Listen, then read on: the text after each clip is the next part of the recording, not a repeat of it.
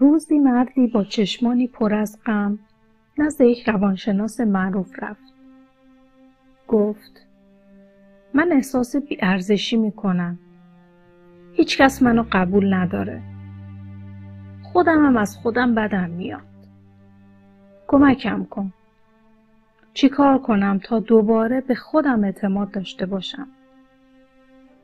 روانشناس مکسی کرد و گفت: قبل از اینکه جواب تو بدم یه کاری برام بکن. این انگشتر رو بگیر و برو تو بازار بفروشش. اما کمتر از 1 سکه طلا قبول نکن.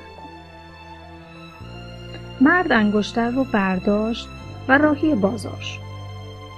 به هر کسی نشونش داد، هیچ کس حاضر نشد حتی نزدیک 1 سکه طلا بده. با ناامیدی برگشت و گفت: انگشتر به درد نمیخوره.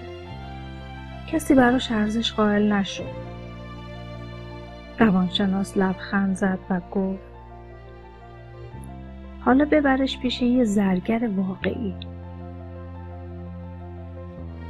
مرد نزد زرگر رفت. زرگر گفت: این انگشتر خیلی با ارزشه.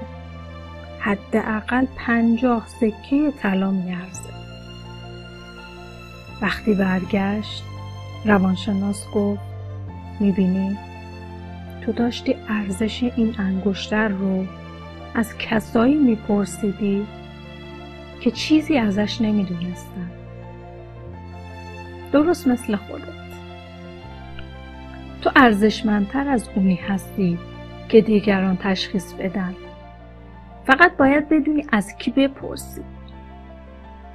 همیشه بدون ارزش واقعی تو رو فقط کسی میفهمه که درک واقعی داشته باشه.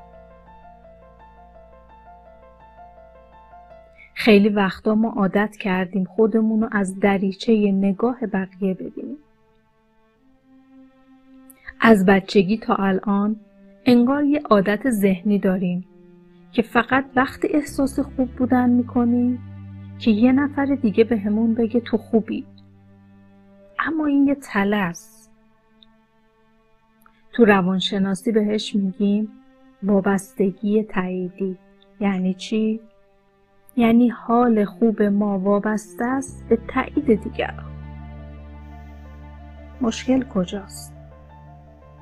اینکه خیلی از اون آدمایی که ازشون تایید میخوایم خودشون هنوز با دردها و ضعفهای حل نشدهشون زندگی میکنن.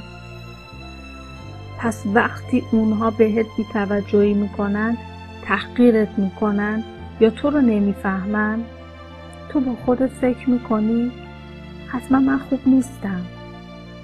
نه عزیز دل، اون آدم فقط زرگر نبوده. تو مثل همون انگشتر با ارزش تو اون داستانی. نکته اینه که وقتی خودتو نمیفهمی، توقع داری بقیه بفهمنت. تو باید اول خودتو کشف کنی، بشناسی، درک کنی، ارزشتو بفهمی. این اسمش خودآگاهیه. از همینجا شروع کن. هر روز فقط یه سوال از خودت بپرس: من واقعا کیم؟ چه چیزی باعث میشه احساس ارزشمندی کنم؟ به خودت اجازه بده از قضاوت بیرونی فاصله بگیری و از درون قوی بشی. اون وقته که دیگه تایید بقیه خوشحالت میکنه ولی حالتو تعیین نمیکنه. این داستان نگاهت رو به خودت عوض میکنه. چند بار گوش بده و حتما نظرت رو تو کامنت ها برام بنویس. حتما میخونم.